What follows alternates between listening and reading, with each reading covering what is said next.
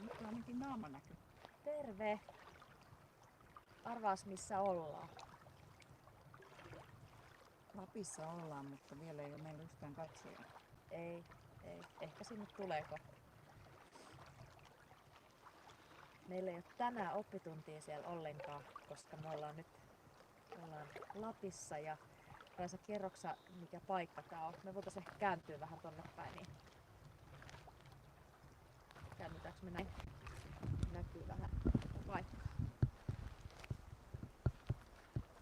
Mä haluan sutkin tähän kuvaan. Joo. Kyllä me ollaan siellä ja se... Moi!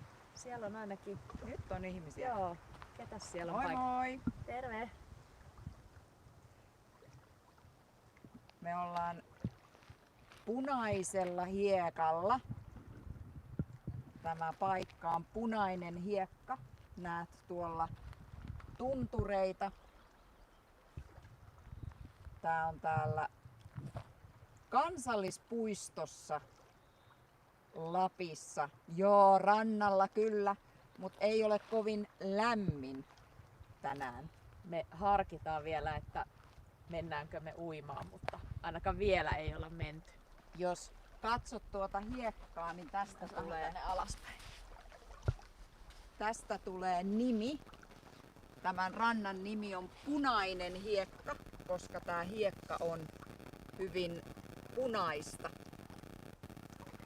Ja jos Marja näytät vähän ympäri tuolta, niin täällä näkyy tuntureita.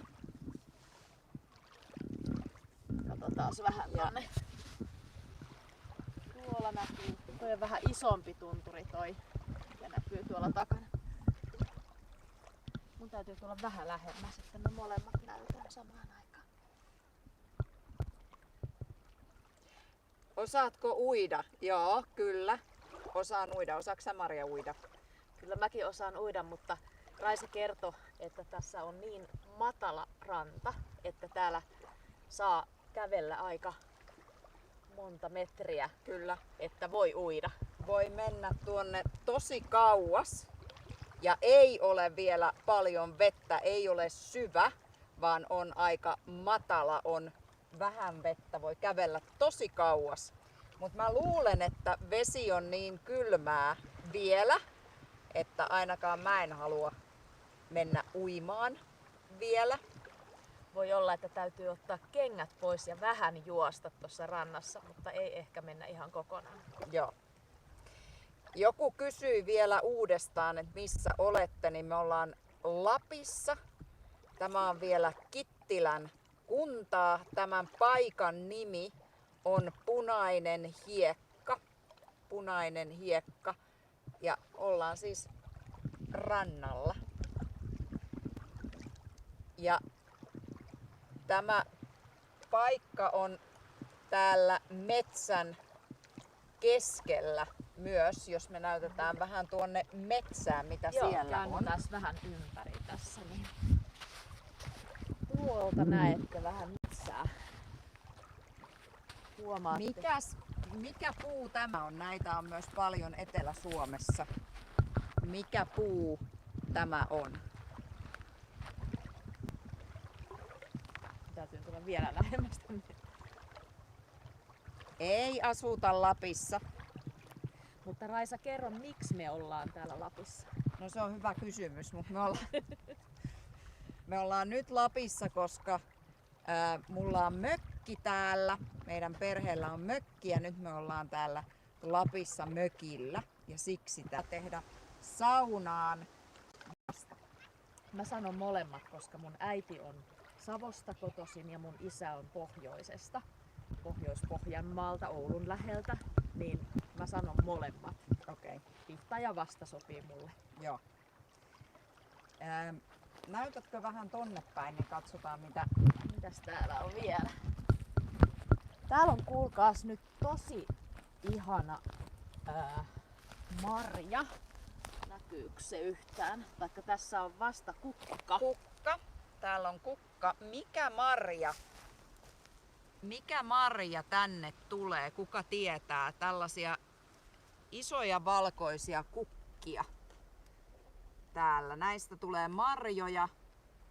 Se ei ole puolukka, ei ole mustikka. Joku on opiskellut, Nesri sanoi, että muistaa, että on opiskellut keltainen marja. Jo ei ole mango. Se olisikin hyvä. Mutta Eikä banaani. ei mango eikä banaani, mutta on keltainen tai sellainen vähän oranssi, vähän kuin kimaran värinen. Niin, ja hyvin erikoinen marja. Englanniksi sen nimi on cloudberry, mutta mikä se on niin kuin pilvimarja, mutta mikä se olisi suomeksi? Sillä on monta nimeä suomen kielessä itse asiassa. Ja siinä on paljon vitamiineja, se on arvokas ja se on aika kallis kaupassa, jossa ostat. Kyllä. Me syötiin eilen. Joo. Minkäs kanssa me syötiin sitä? Eilen me syötiin leipäjuuston kanssa sitä. Joo. Ootteks te? Joku tiesi siellä, jes. No niin. Hei, lakka. Kyllä. Ei uulla vaan aalla. Lakka. Lakka. Tämä on lakka, mutta vielä ei ole. Nyt on vasta kukka, mutta tähän tulee marja myöhemmin sitten kesällä. Mutta nyt on vielä liian aikaista. Pystyttäisikö me näyttää, Marja, täältä vielä? Joo, toi onkin. Täällä puussa on tällaista. Täällä Lapissa on tosi paljon enemmän kuin Etelä-Suomessa tuota. Ja kun puussa on tällaista, niin sä tiedät, että ilma on tosi puhdas. Kyllä, on hyvä hengittää, jos puussa kasvaa tällaista. Kuka tietää, mikä tämän nimi on suomeksi? Koitan näyttää ihan läheltä. Mikä tämän nimi on suomeksi? Englanniksi taas sen nimi on beard moss. Ja se on hyvä nimi siksi, että beard on parta. Ja tämä on vähän kuin puulla olisi parta. Kasvaa ja kasvaa vain, jos on tosi puhdas ilma, niin kasvaa silloin puussa tällainen. Mutta tietääks kukaan, että mikä sen nimi on? Nyt on hyvin hiljasta siellä chatissa. Katsotaan, kestääkö meidän netti sen verran, että me saadaan vastaus sieltä. Jos tiedät, niin kirjoita. Joku kysyi, että onko hyttysiä paljon Lapissa. No nyt mä näen, jos mä katson tässä, niin ehkä on 7 hyttystä. Itse asiassa ei niin paljon kuin mä odotin. Ei ole niin paljon hyttysiä kuin odotin. Olka sanoi, että ei tiedä, mutta ei se mitään, sä opit kohta. Tän nimi on naava. Puussa kasvaa naavaa. Naava. Puhutaan, että on N-A-A-V-A. naavaparta. Kyllä, Naavaparta puulla. kyllä. Ja no niin, siellä Nesri sanoo myös, että ei tiedä, mutta nyt tiedät. Nyt se tiedät, on nyt opit. naava. Mm.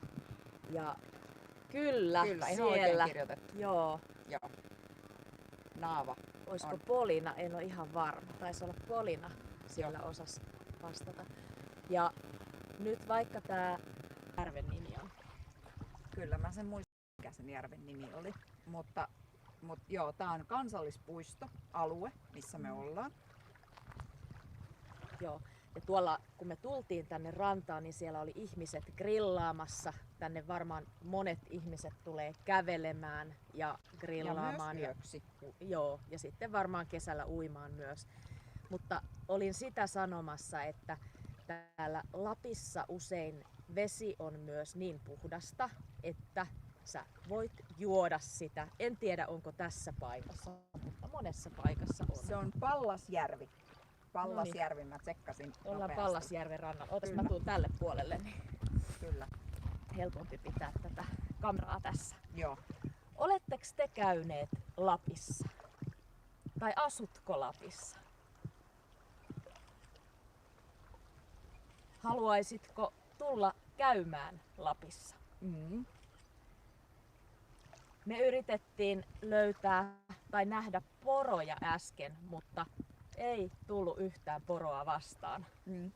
Joku unelma on matkustaa Inariin. Jes, se on kyllä kaunis paikka ehdottomasti. Joo. Ja tämä paikka, jos käyt Lapissa, jos kesällä, talvella en usko, että on ihan kauhean mukava paikka tämä, mutta kesällä, jos käyt, niin ehdottomasti suosittelen, jos olet Ylläksellä tai Levillä, niin tämä Punainen Hiekka on paikka, mihin kannattaa tulla ja käydä katsomassa, että millainen paikka tämä on. Me odotetaan, että tulisi aurinkoinen ilma, tai odotettiin, mutta nyt me päätettiin tulla. No kyllä, jos oikein tarkasti katsoo, niin tuolla ihan vähän pilven raosta aurinko katsoo. Kyllä. Mutta, ja nyt on täällä yksi hyttynen. On. Tuossa näkyy yksi hyttynen. Se En puoli. osunut. Joo. Mutta sellaisia isoja hyttysiä ei ole näkynyt. Kyllä. Ei ole niin paljon hyttysiä tällä hetkellä. Moi moi siellä. Olisiko teillä joku kysymys? Haluatko kysyä jotakin? Mun käsi alkaa kohta väsyä niin paljon tämän kameran pitämisestä, että me varmaan Mä kohta... Kyllä, sä voit lopetetaan. Joo, varmaan Kyllä. kohta lopetetaan, mutta jos haluat kysyä jotain, niin... Vielä ehdit kysyä. Katso, oi nyt näkyy kauniisti tuolla. Joo. Katsokaa kun aurinko tulee Sieltä tuohon. aurinko pilkottaa pilven raosta. Joku 3 vuotta sitten olen ollut Rovaniemellä. Kyllä Rovaniemi on jo Lappi. Joo. Kuinka monta kilometriä tästä on Rovaniemellä? En tiedä montako kilometriä ihan tarkkaan, mutta vähän alle 2 tuntia on Leviltä.